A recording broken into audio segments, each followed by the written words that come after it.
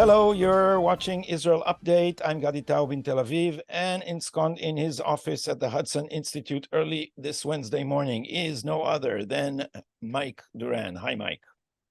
Hello, Gadi. Boker Tov, as we say in Hebrew. Boker Tov. We have some different subjects for you today. We'll be speaking about anti-Semitism and talking about how this may influence international relations too.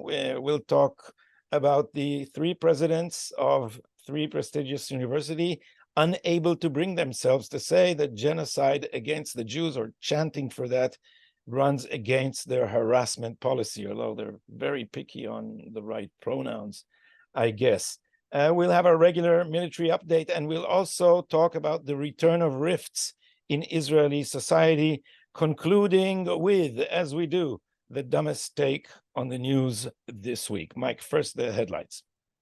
The headlines. So yesterday, General Finkelman, he's the Southern commander, he described the fighting that was going on as the most intense day of fighting in the ground maneuver of the war so far, in terms of numbers of terrorists killed, numbers of firefights, and the use of ground and air fire. Israeli troops are fighting simultaneously in Jabalia and Sajaiya. That's in the north of the Gaza Strip to the east of Gaza City, but they're also in what General Finkelman called the heart of Khan Yunis in the south. And we'll show you a map of that in a minute. Prime Minister Netanyahu is quoted as saying, so far, we've killed roughly half of Hamas's battalion commanders. We're settling accounts with everyone who murdered, raped, and slaughtered our people. The ground shook in Khan Yunis and Jabalia. We are winning every battle, but it is coming at a painful price. Netanyahu and other war cabinet ministers met yesterday with representatives of all the hostages' families. The meetings were attended by several former hostages who gave first-person accounts of their time in captivity. Someone taped those against the rules of the engagement. They taped the meeting, and it's roiling Israeli politics. According to Ma'ariv, one of the former hostages said, the hostages are suffering a Holocaust that includes severe sexual abuse. Men are raped there too, not just women.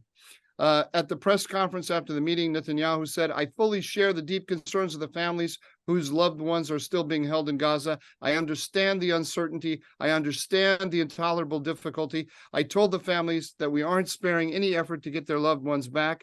Getting all of our hostages back home is one of the three supreme objectives that were set in the war, and those objectives serve one another. End of quote. U.S. National Security Advisor Jake Sullivan is due to arrive in Israel sometime in the next few days. This is because the White House wants a clearer picture of what Israel's plan in Gaza is for the day after. Israel has to tell a full story, reporters are saying, not just about the October 7 atrocities, but also about the conditions in which the hostages are currently being held, its military plans moving forward, and what the future will look like the day after the war. Back to you, Gadi.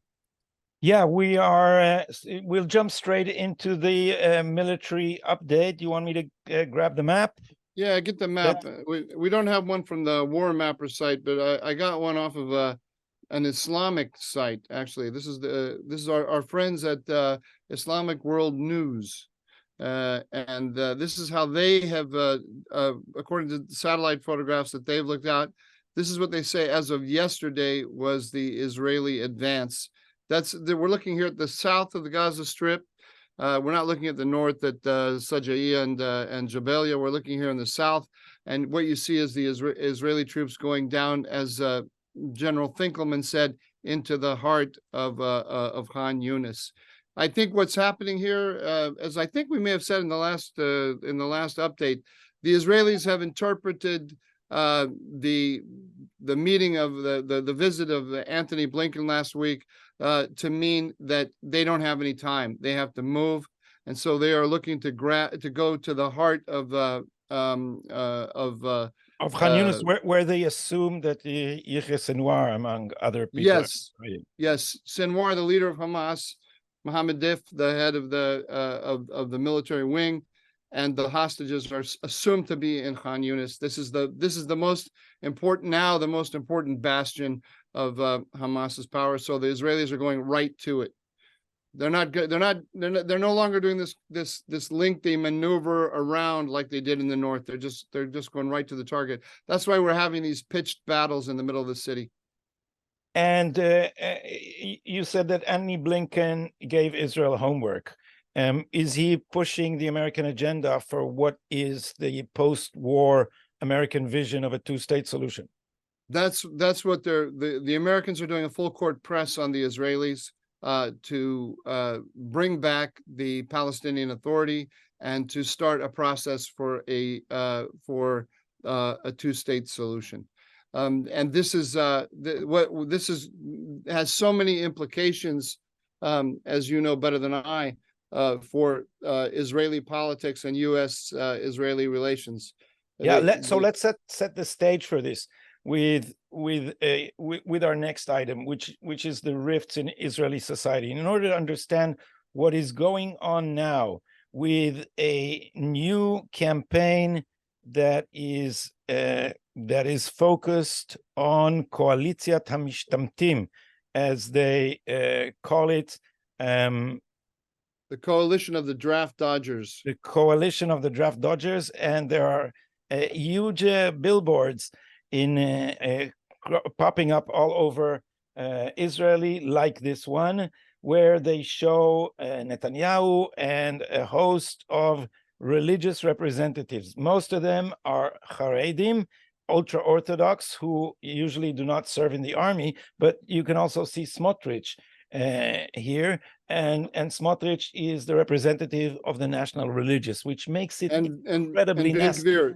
And Ben Gvir. But Smotrich is the representative of the classic National Religious, which is incredibly nasty because they are sadly the dominant group in the lists of casualties of war, not the casualties of October 7 massacre, the casualties of war. That is, they are at the front line of the IDF war. Now we have to, in order to see what this is about, you have to go back to the battle over the reform which preceded the war.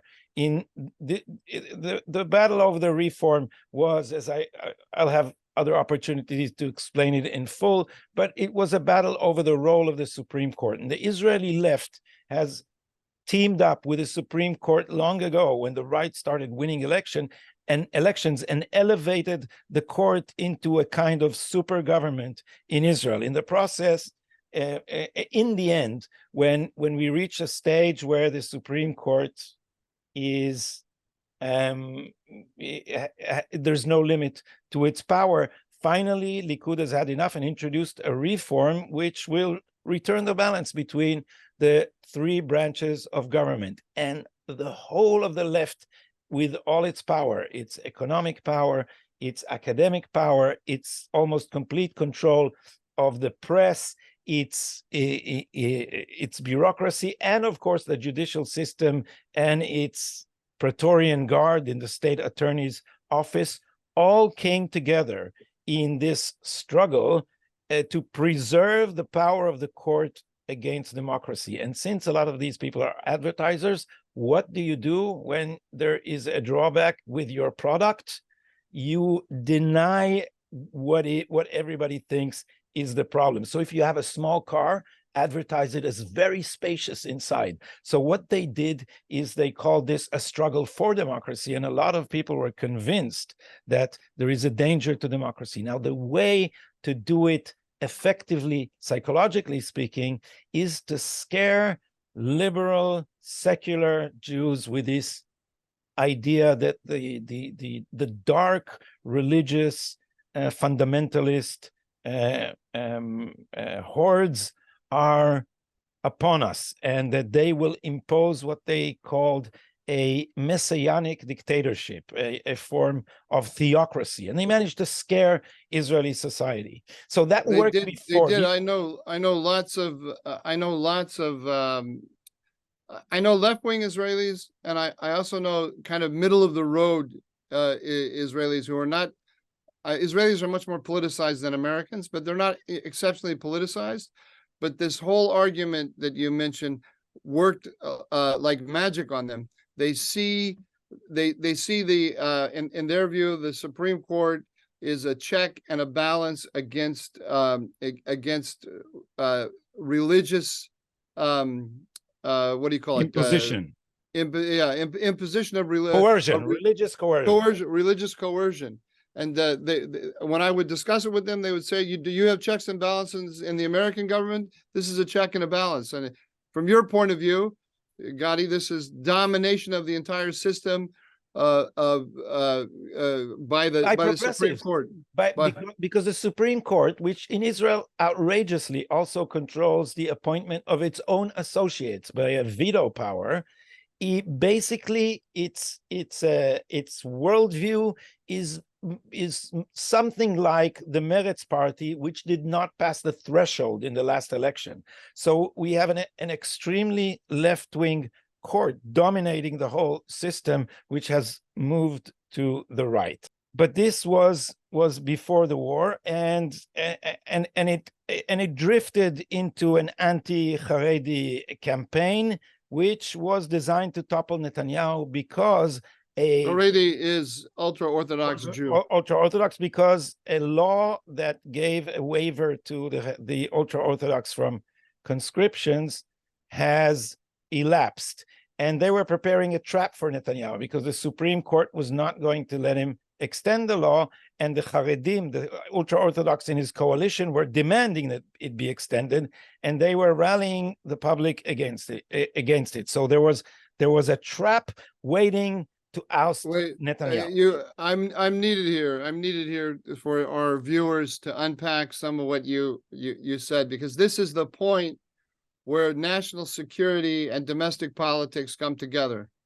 Because the view of those who were against the reform, those who wanted the reform, said the Supreme Court is too powerful and it's riding roughshod over all of the elected institutions. And clearly the reform was supported by the religious and the religious nationalists. They kind of imposed it on Netanyahu. He wasn't all eager to do it, and they forced him, as members of his coalition, to go for the reform. So what they're saying, what you are saying, Gadi, is that this conscription issue becomes part of the national security question, because the people out there in the protests on the street against the reform were saying, we are the productive members of society. We are the ones who we created the startup nation, all of the entrepreneurial Israel that is connected to the world outside. That's us. All of the elite fighting units. That's us. We're the pilots. You want to win your wars? You need us. We're the ones who do it. You are a bunch of draft dodgers who sit in the yeshiva, freeloaders and draft dodgers who sit in the yeshiva, and that's generally what was said about the religious, the non-productive members of society, but then specifically about Smotrich and Ben Gvir. Ben Gvir didn't serve in the army at all, if I'm not mistaken, and Smotrich had an abbreviated, and very unusual for Israel. So they point at those guys and they say, those guys don't even serve in the army. They represent all of the unproductive elements, and they are the ones who are going to dictate what happens to us.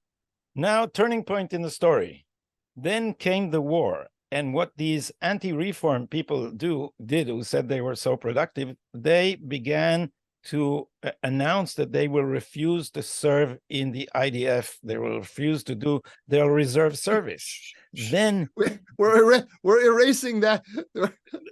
They're erasing that part of their from the story. Yes. So now suddenly, because people are pulling out one of their leaders, Shikma Bressler, who is a kibbutznik and an Ashkenazi, and from these elites, and she's a professor. At well, I don't know, is she at the Weizmann Institute? She's a physicist, and so she said in one of her arrogant tweets, she said, by September, Mr. Netanyahu, you will not have an army.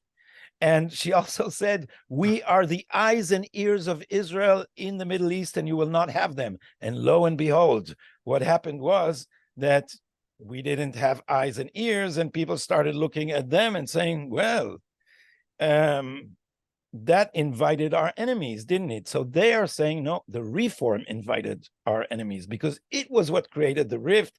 And I had an unfair joke about this, saying that Nasrallah thought, they're weakening the Supreme Court. Boom, now's my chance to attack them. And of course, Sinwar and Nasrallah, I've been listening to people threatening that they won't serve in the army, and said Israeli society is indeed fraying. But we've drifted way far afield. Why? Because part of what happened since the war began is that everyone said, enough, we are together in this, and we should come together around the common goal. And one of the main organizations of the anti-reform movement, of the people who supported the refuseniks and all that, is Achim LaNeshek, brothers in arms. By the way, when they came to America, they changed it to brothers and sisters in arms to cater to American and they slandered the Israeli army on 60 Minutes, and that caused them a lot of trouble here. So what they did after the war began is they turned their whole apparatus. They're supported by huge billionaires. They turned their whole apparatus into an industry of solidarity. They buy things for soldiers. They buy meals for soldiers, all with their logos, all with their political logos. So they have. Let me stop you for one moment, because I just want to I want to tell everyone here about how there have developed among Israelis now two very distinct interpretations of what went wrong on October 7th. Because the guys you're talking about, the brothers and sisters under arms, they're blaming the government, that is the political echelon, Netanyahu, and especially Smotrich and Ben Gvir, for October 7th. And what they're saying is that it was Netanyahu's policy to appease Hamas all along. This is him. He's been the dominant man in Israeli politics for the last 20 years, and this appeasement of Hamas has been part of the whole part of his whole conception. And then they're saying that the Shabak, the Shin Bet, which has responsibility for the intelligence on the Gaza Strip, was so wrapped up in all the politicization that Netanyahu caused. Because the argument, if you see the world from this point of view, is that this whole fight over the reform was Netanyahu's narcissism, because he wanted to reform the legal system in order to save him from the trials that he was going to have to endure. And as a result of this, the military and the intelligence got very politicized, and the Shin Bet director was spending hours and hours and hours in Jerusalem all the time, dealing with politics because of this whole mess that Netanyahu created.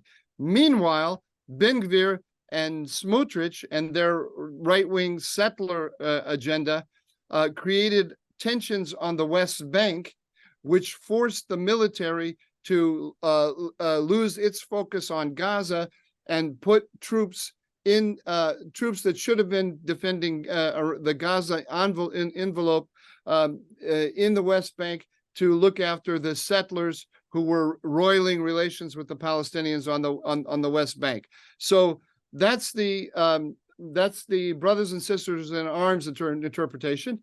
Your people, their interpretation is that Netanyahu wasn't even informed about all the intelligence about coming out of Gaza, that there was likely to be an attack from Gaza. Even on the night of October 6th, the morning of October 7th, it wasn't until something like 6:30 in the morning or 8:30 in the morning.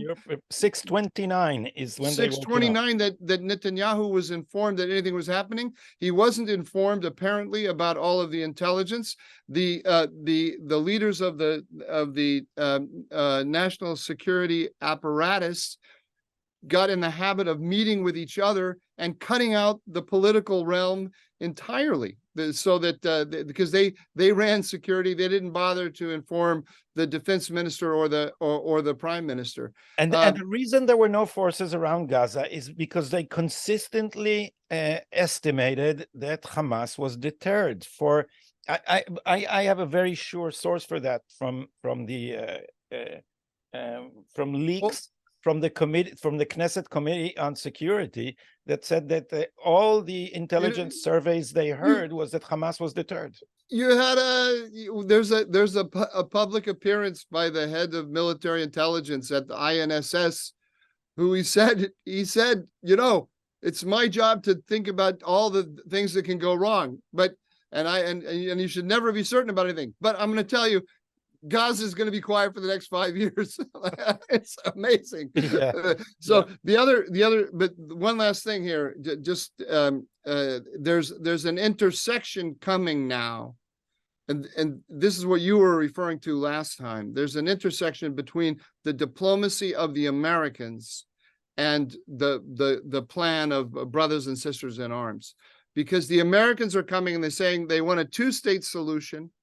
And that means, and they want the Palestinian Authority in charge of both the West Bank and Gaza after the war. I have to just put a footnote to that. It's the poster that you saw is not from Brothers in Arms. It's from Chofshi Be'artzenu, Free in Our Country, which is one of the organizations, one of the roof organizations of the anti-reform protest. Sorry. I'm just because they sue everybody. You know, they sue. Okay. Everybody, and they sue everybody. So just. Dear reader, be aware that I was saying people who think like brothers and sisters in arms. I wasn't saying that brothers and sisters in arms are actually responsible directly for any of this. They have a worldview. I'm describing the worldview. Okay, have I covered myself here? You've covered yourself as far as the sisters go, but I'm not sure about. I'll have to check with my lawyer. Okay, the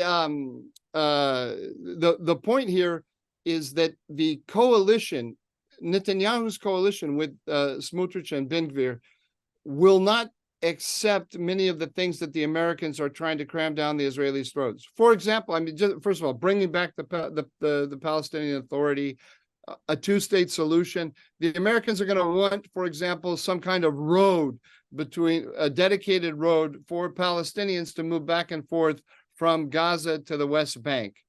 This is going to be unacceptable to the vast majority of Israelis, but it's going to cause a potential crisis in the coalition between Netanyahu and the religious nationalists, and so I'm sure the dream of people who think like brothers and sisters in arms and others is to provoke that crisis at some point sooner rather than later. I'll add just a much simpler point, is that on the eve of the war, the battle over the reform was just winding down because the government lost it, because the threats of the refuseniks and others were working on the government, and it stopped. But it left Israel traumatized by the fact that so many people were willing to dismantle the basis for our common existence here, saying that basically that they will not serve in reserve under Netanyahu's dictatorship, as they called him, meaning that if their opinion doesn't win the elections, they are threatening to walk out of the army. This is unprecedented, and it dismantles the very basis of democracy, which, as the now late Henry Kissinger said, is the idea of a loyal opposition. This is a threat that the opposition will not be loyal. Now they're coming back to that campaign. And my guess, Mike, is people on the right are telling me, you are so naive, you just don't know them, they're so reckless, they're unbelievable, they have no limits that they respect. But my guess is that this is not going to work now. Israel has been shaken by an existential crisis, and the public will not tolerate this hate mongering as it did before. They had one anti-government rally in the midst of a war, an anti-government rally in Tel Aviv. It was an abject failure. You can't trust the numbers. in the exaggeration of the numbers of protesters in the press. That's what happens when the press is not a critical observer of reality, but a cheerleader of one side. They exaggerate the numbers so that they were jokes on Twitter that on Kaplan Street last night there were 10 billion people and a half because they exaggerated the number. People checked with AI about 20-fold. It's not like 20%, 20-fold. There would be 5,000 people and they would call it over 100,000. And there's no way to cram that many people in the crossroad of Kaplan and Derech Begin. There were only 2,000 last Saturday night in Habima Square, although the media said tens of thousands. I used to have a telephone with AT&T, and they would send me every month my bill. And on the bill at the beginning, it would tell me how much money I saved that month because I had my account with AT&T, and it was ridiculous amounts of money. I would save like $1,200. And I would say to my wife, I don't understand why they're only saving me $1,200. If it's going to be that high, why not save me $2 million a month or $3 million? That's exactly it. I used to say that Shalom Achshav, the left doesn't count heads in a demonstration, it counts limbs. But these people count fingers. And soon they're going to count, I don't know, digestive bacteria. And the numbers are just going up and up. Now, a very frightening spectacle in the United States. This is what happened in the testimony of three university professors who are presidents of their universities, and they were questioned by Congresswoman Alice Stefanik, Republican of New York. Watch this. At MIT, does calling for the genocide of Jews violate MIT's code of conduct or rules regarding bullying and harassment? Yes or no? If targeted at individuals, not making public statements. Yes or no? Calling for the genocide of Jews does not constitute bullying and harassment? I have not heard calling for the genocide for Jews on our campus. But you've heard chants for intifada. I've heard chants, which can be anti-Semitic depending on the context, when calling for the elimination of the Jewish people. So those would not be according to the MIT's code of conduct or rules? That would be investigated as harassment if pervasive and severe. Ms. McGill, at Penn, does calling for the genocide of Jews violate Penn's rules or code of conduct? Yes or no? If the speech turns into conduct, it can be harassment, yes. I am asking specifically calling for the genocide of Jews. Does that constitute bullying or harassment? If it is directed and severe or pervasive, it is harassment. So the answer is yes. It is a context-dependent decision, Congresswoman. It's a context-dependent decision. That's your testimony today. Calling for the genocide of Jews is depending upon the context. That is not bullying or harassment. This is the easiest question to answer yes, Ms. McGill. So is your testimony that you will not answer yes? If it if the yes speech or becomes no? If the speech becomes conduct, it can be harassment, yes. Conduct meaning committing the act of genocide? The speech is not harassment? This is unacceptable, Ms. McGill. I'm going to give you one more opportunity for the world to see your answer. Does calling for the genocide of Jews violate Penn's code of conduct when it comes to bullying and harassment? Yes or no? It can be harassment. The answer is yes. And Dr. Gay, at Harvard, does calling for the genocide of Jews violate Harvard's rules of bullying and harassment? Yes or no? It can be, depending on the context. What's the context? Targeted as an individual, targeted at an individual. It's targeted at Jewish students, Jewish individuals. Do you understand your testimony is dehumanizing them? Do you understand that dehumanization is part of anti-Semitism? I will ask you one more time. Does calling for the genocide of Jews violate Harvard's rules of bullying and harassment? Yes or no? Anti-Semitic rhetoric. When And is it anti-Semitic rhetoric? anti-Semitic rhetoric, when it crosses into conduct that amounts to bullying, harassment, intimidation, that is actionable conduct, and we do take action. So the answer is yes, that calling for the genocide of Jews violates Harvard Code of Conduct, correct? Again, it depends on the context. It does not depend on the context. The answer is yes, and this is why you should resign. These are unacceptable answers across the board.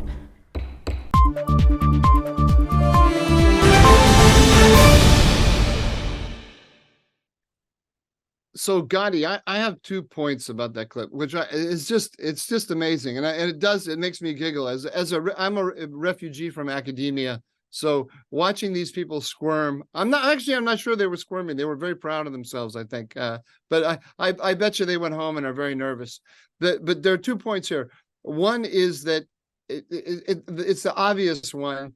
If you had people rallying on American campuses, let's say white Americans saying, send all of the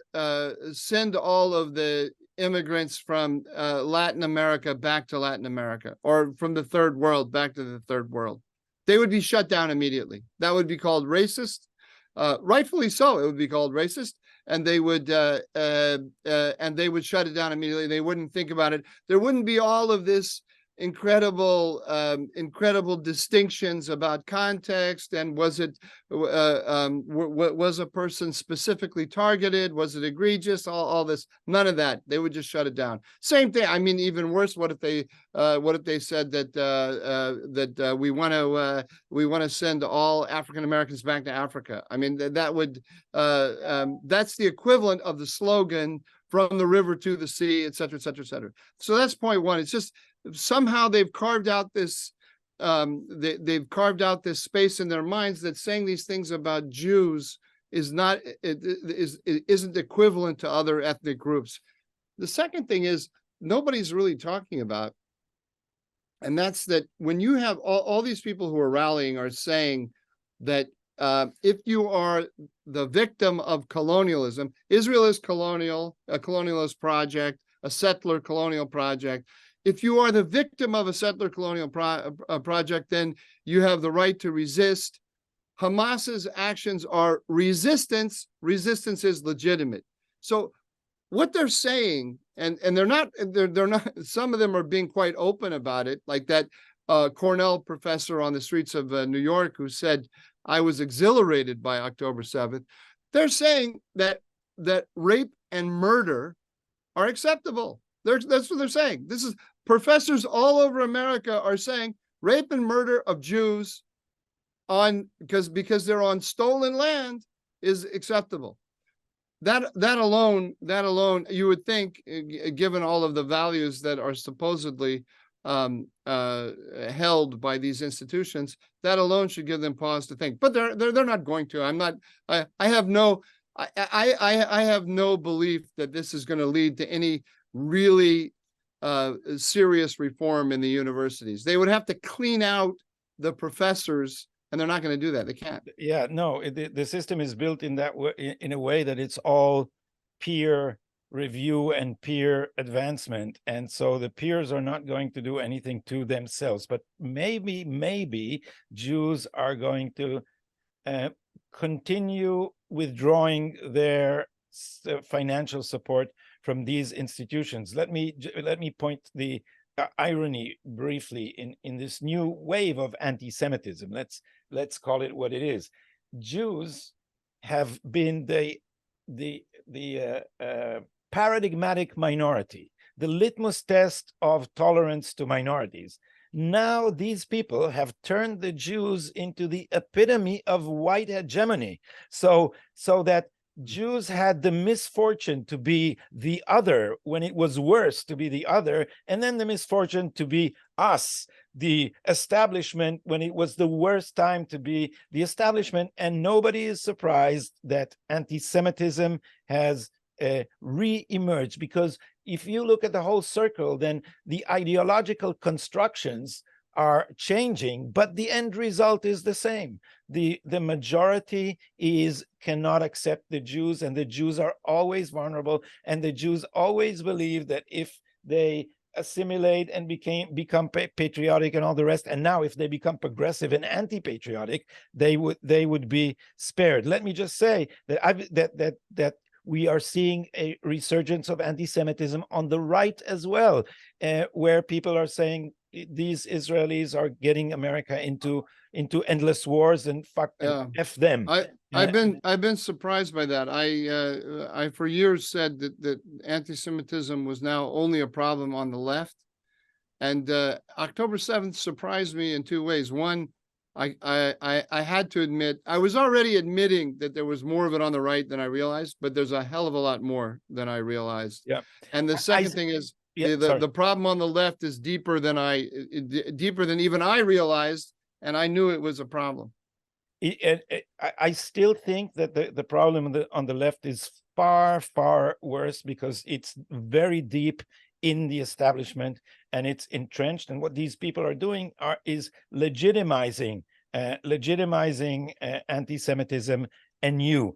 Let's put a star here and return to this conversation, since we've both been critics of these trends, and say something in one of our coming shows about how this is connected to people who are obsessed with pronouns. That is how the progressive frame of mind has yielded a new version of anti-Semitism, because there is an internal logic to that, but we've burdened you with a lot of abstractions in this show. I'll just say one last comment, that in the Koalitiat HaMishtamtim, the coalition of the draft dodgers that we saw in this poster, there is also a clear anti-Semitic tone. Look at all those Jews. And Meretz had Meretz are the progressive left wing, the Israeli Progressive Party, which has about 3 seats, or what is it? How does it have any seats? It didn't make the threshold this time. Didn't even make it, seats. But still, their campaign there was an ultra-Orthodox minister of health, and there was this poster of him, with his beard and his peyos and his hat and all the, ultra-Orthodox dress, and it said unhealthy. And this is like, you could just post that in Der Stürmer, just as it is. And they don't even mind, because they're progressive. They can't be. It's like it doesn't. They don't realize that that's all that has a long history to it, huh? But they play on the same sentiment, and this is internalized hate, because these dirty Jews. It's disgusting. So let's end on a lighter note with progressives once again. I didn't have.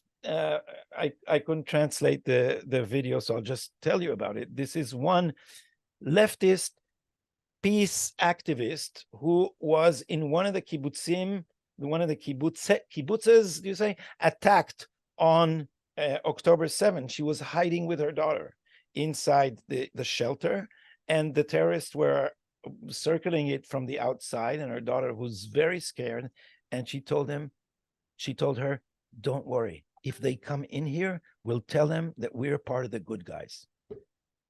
Unbelievable. But this is the way these people think. They still think that, we have good intentions, so anti-Semitism won't touch us. I think, Mike, we could say that anti-Semitism was the theme of this episode, because I'm already thinking of the title. Yeah, absolutely. And I have to run now. So you can run, and I'll stay with our viewers to say goodbye. Don't forget to come back on Sunday, when we'll be taping and uploading our new episode. Thanks. And I'll be coming to you from Europe. Oh, well, the United Kingdom. The United Kingdom. Is the United Kingdom Europe? Former Europe. Right. United Kingdom. Okay, Mike. Safe travel. Bye-bye. Bye-bye. Thank you.